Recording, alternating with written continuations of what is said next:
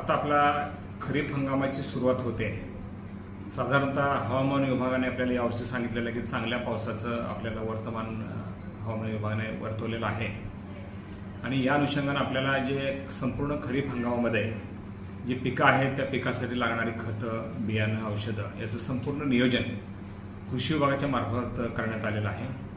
विशेषतः सोयाबीनचं बियाणं जे दरवर्षी आपल्याला आपल्या 3-4 तालुके आहेत जिथं आपल्याला सोयाबीनची लागवड जास्त मोठ्या प्रमाणात होते आणि एक चांगली बाब अशी आहे की महाबीचं बियाणं मागच्या वर्षीपेक्षा 30% कमी दरानं यावर्षी बियाणं उपलब्ध झालेलं आहे आणि आपसुकच इतर कंपन्यांचं सुद्धा रेट निश्चितपणे कमी राहतील आणि खताच्या संदर्भात सुद्धा सगळे युरिया असेल, DAP असेल, मिश्र खतं असतील, सर्व खतं पुरेशा प्रमाणात उपलब्ध आहेत। कुठल्याही प्रकारची आपल्याला अडचण असेल तर आपण तालुका स्तरावरती आणि जिल्हा स्तरावरती भरारी पथक आणि दक्षता पथक नेमलेले आहेत। आपल्याला कोणत्याही प्रकारची अडचण असेल तर आपण निश्चितपणे या सर्वांना संपर्क करावा आणि आपल्याला सूचना आहे आणि विनंती आहे की आपण कुठलंही खतं बियाणं घेत असताना त्याची पावती घ्या।